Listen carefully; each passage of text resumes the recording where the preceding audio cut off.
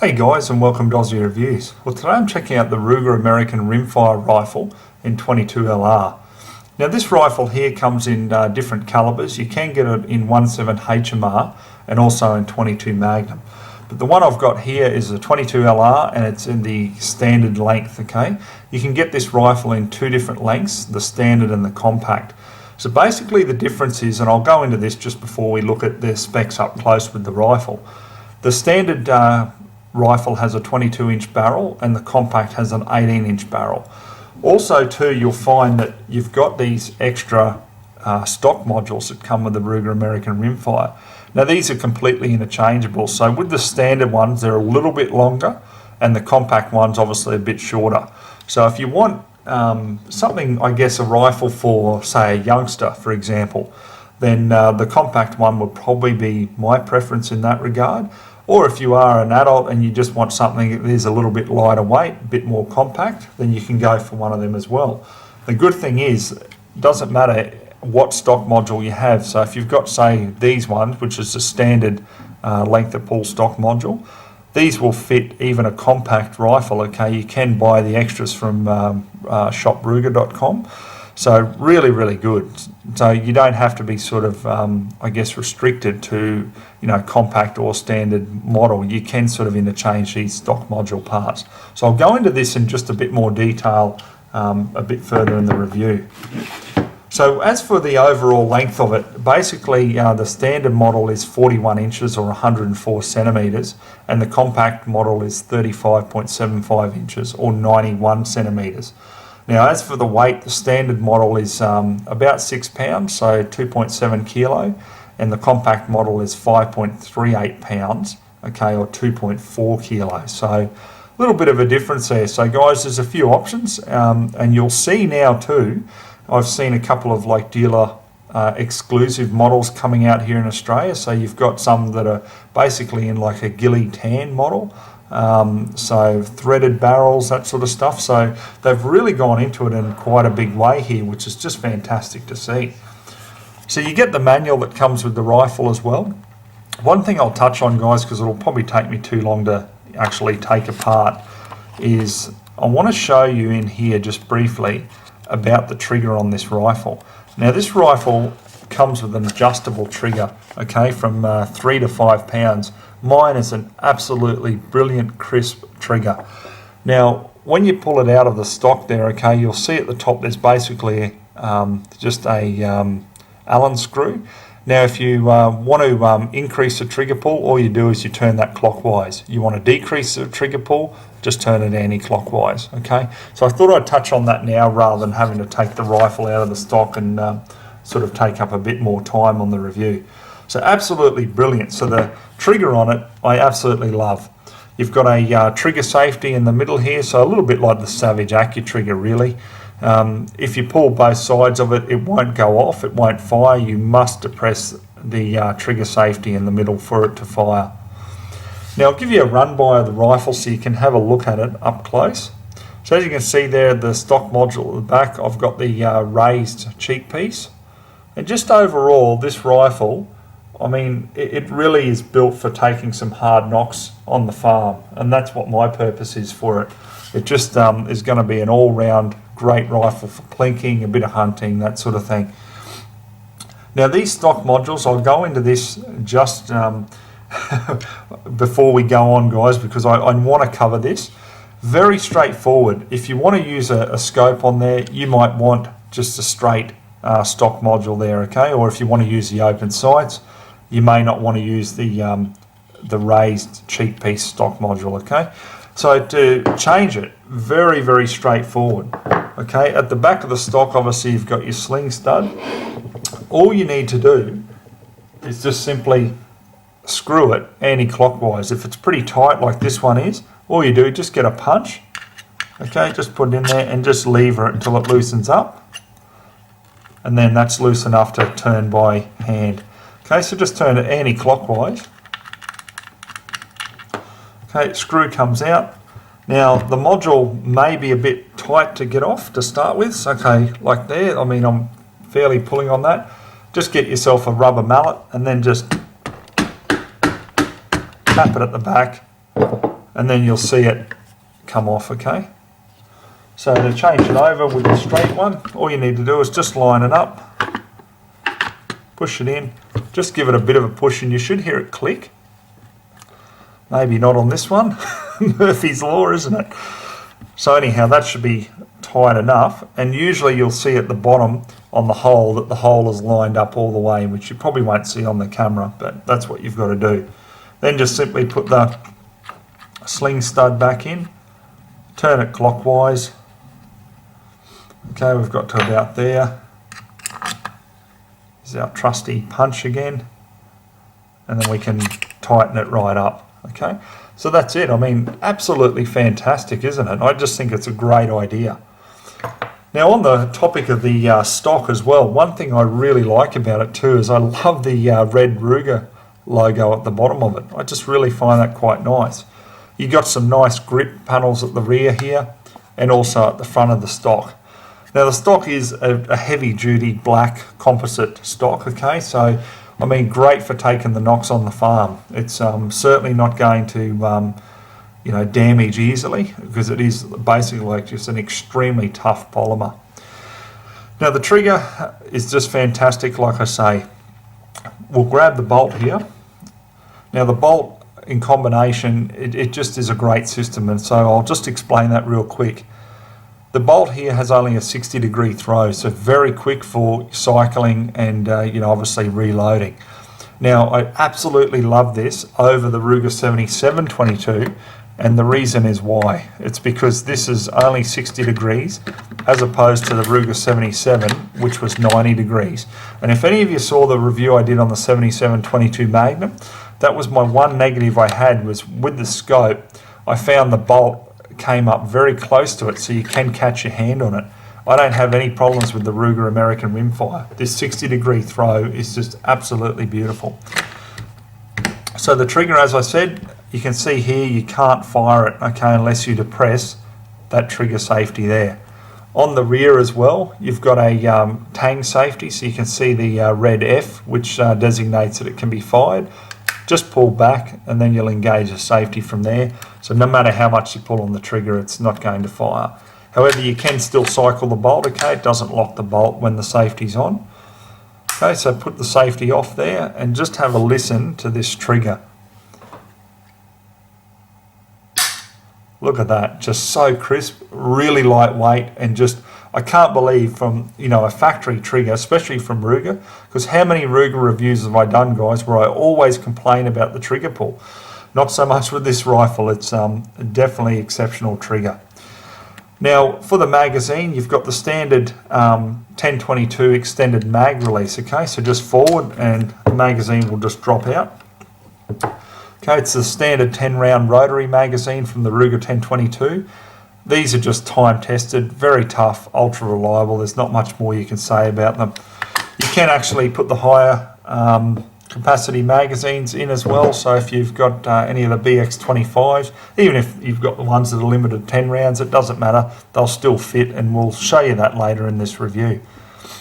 Now the receiver here, okay, it's got a 3/8 of an inch rimfire scope base machined into it, and it is drilled and tapped for Weaver number 12 bases. So I've gone ahead and put some millet rings on top, and to sort of keep with the budget line of the theme of this review, I've gone and got the Redfield 2-7 by 34 TAC 22 scope. Okay, so that's pretty cheap really. It's about $300 here in Australia, so it's not like a super expensive scope. So I thought, well, we'll see how it all performs, you know, as a complete package. Now the barrel here is 22 inches, as I say, because it is the standard version I've got. So you've got the rear V-notch leaf folding sights. Okay, now these are straight off the 1022 and absolutely perfect, because imagine if I wasn't able to fold them down, I wouldn't be able to get the scope clearance there that I need. The barrel is basically a satin blue, but honestly it does look black. You'd have to look at it very hard in the light to really see the blue in it. At the front you've got a Williams hi-viz green front sight, and I just find that really nice to come up to the eye.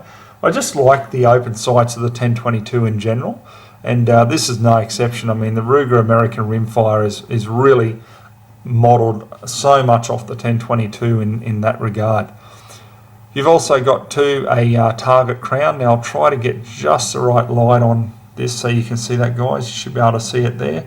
Okay, so finished off really nicely as well. Now you've got the sling studs, as I touched briefly on. You've got the one at the rear, and you've also got one at the front there naturally. Now the other thing that I really like about this rifle too is, remember with, I'll bring that up so hopefully you should be able to see it. Okay, now remember with the 77-22, you have to get your thumbnail in and push down to be able to release the bolt.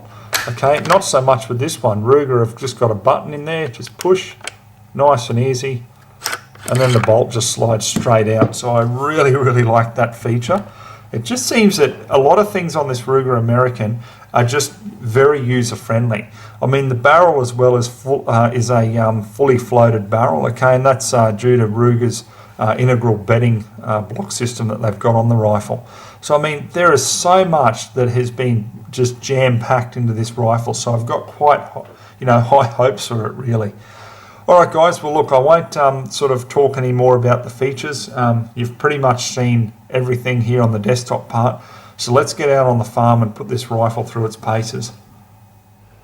Okay guys, so we've got a fair variety of ammo to get through with this review. So I've selected hypervelocity, high velocity, standards and subsonics. Okay, so we really want to put this little Ruger American Rimfire through its paces. So to start with, we're going to start off with the CCI Velocitor, then we'll move on to CCI Standard, then CCI Mini-Mag. Now the actual Mini-Mag I've got here is the 36 grain Mini-Mag, not the 40 grain. Then I'll go on to CCI Stingers, then SK High Velocity. Then we'll move down to Federal Gold Medal, then the Winchester 42 grain subsonic. Then I've really splurged out. I've got some of the Lapua or Lapua, however you want to say it, Midas Plus ammunition. So that's a really high quality match grade ammo. Then we'll have a look at the American Eagle 40 grain ammo, and then last of all we'll just use the cheap plinking round, the Remington Golden Bullet or bucket of bullets. Okay, so we'll start off with the CCI Velocitor, and let's get through this marathon of testing.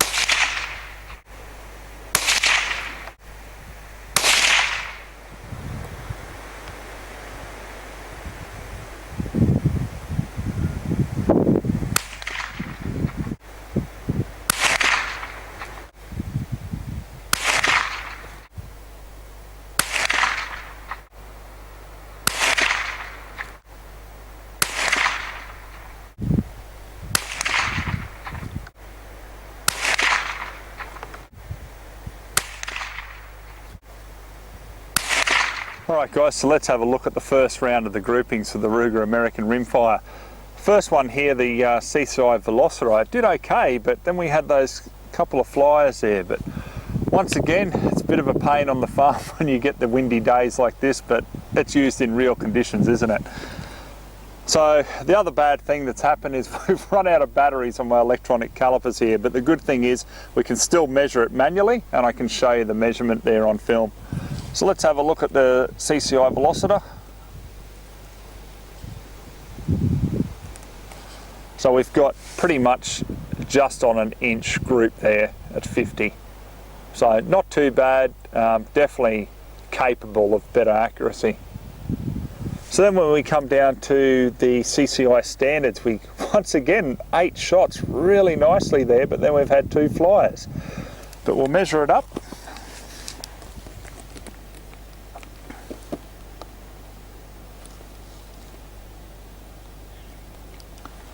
And we've got 0.8 of an inch there.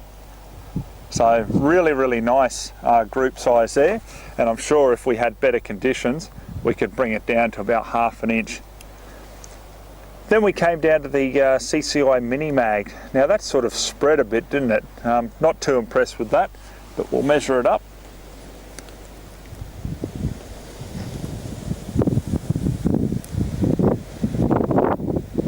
And we've got about 1½ inches exactly there.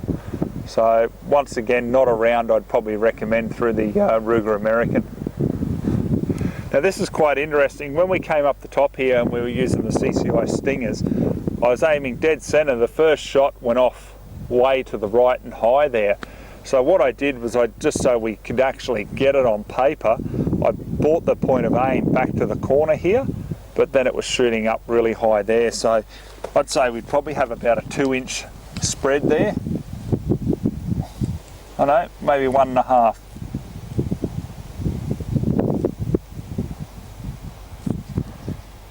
Yeah, about 1.6, 1.7. So yeah, it's very mixed results I find with the CCI Stingers. Being a hypervelocity round, a bit temperamental I find. Coming down here though to the SK high velocity, completely different story. Have a look at that. And this is the sort of accuracy I am used to when using SK high velocity. It's just a great round overall.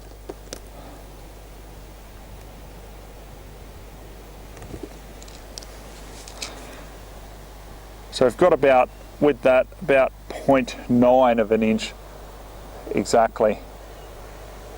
So I mean, definitely capable of a bit more. We've got one nice cluster there, but then we've got a little bit of a flyer high there. But still very good. I mean, from a rifle like the Ruger American, there's some promising accuracy here. So let's get another target up and we'll get into the next set of shooting and see how we go.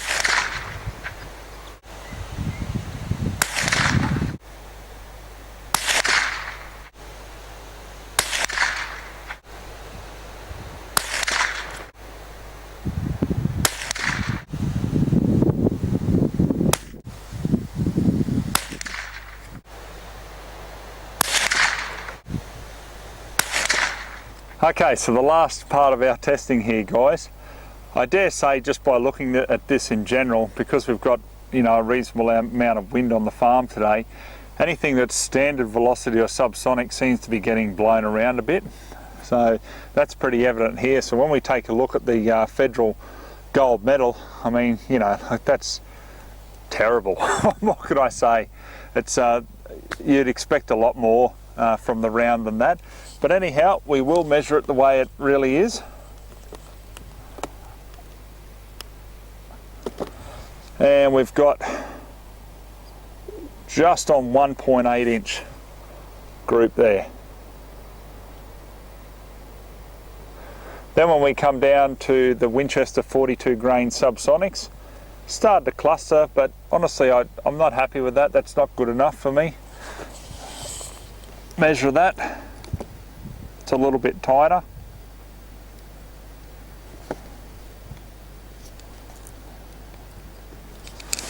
And we've got just on 1.4 inch group there. Then when we come down to the Lapua Midas Plus, I mean, you know, you really expect hole through hole with that ammo. We've got the nice cluster there, but we've had a flyer there, so whether that's the wind, look, I doubt it's the ammo, because this ammo is extremely consistent, especially when you pay the price you do for it. So if we're measuring all of it, we've got about a 1.3 inch group, but if we take the main cluster, we've got just a tad over 0.7 of an inch there at 50. So that would be more like the accuracy that you would get with this combination of rifle and that ammo. Then we came up here to the Federal American Eagle. Now we've had a fair bit of spread there too. As you can see, look at the wind, it's actually blowing the target, there's that much of it. And we've got 1.9 inches there.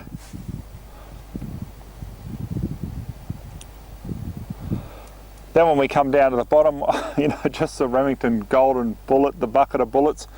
I mean, look, they've just gone everywhere really, haven't they?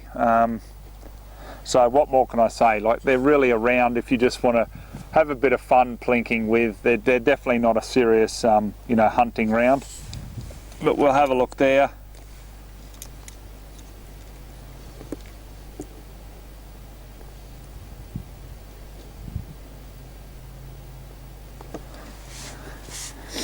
And we've got, yep, just on 2 inches there.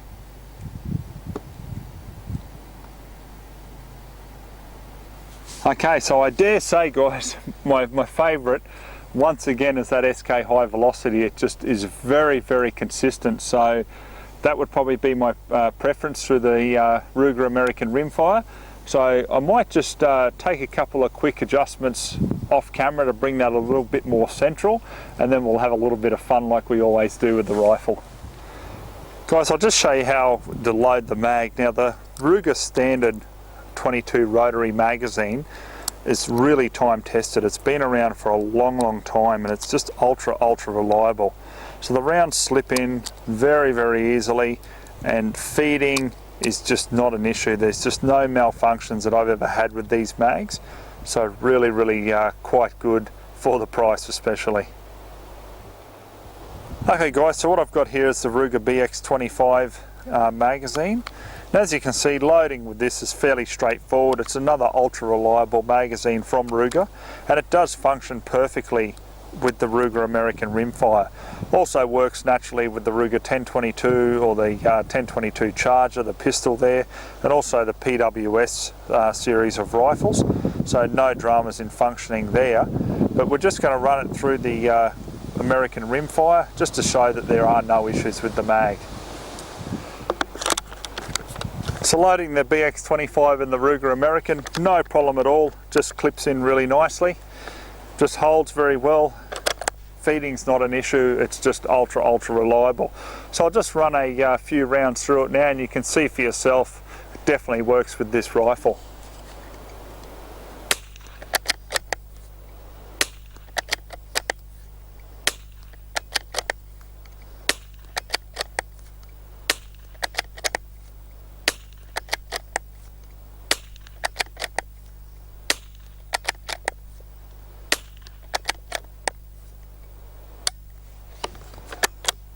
and we're clear. So absolutely no problem at all. So if you do like these mags, I mean, me personally, I do like an extended magazine if I'm out hunting. The only reason for that is, especially of a night time, you don't have any small magazines that you can lose, and you can really grip on them. So when you want to do a quick mag change, it's very straightforward. So that's just my personal preference anyway.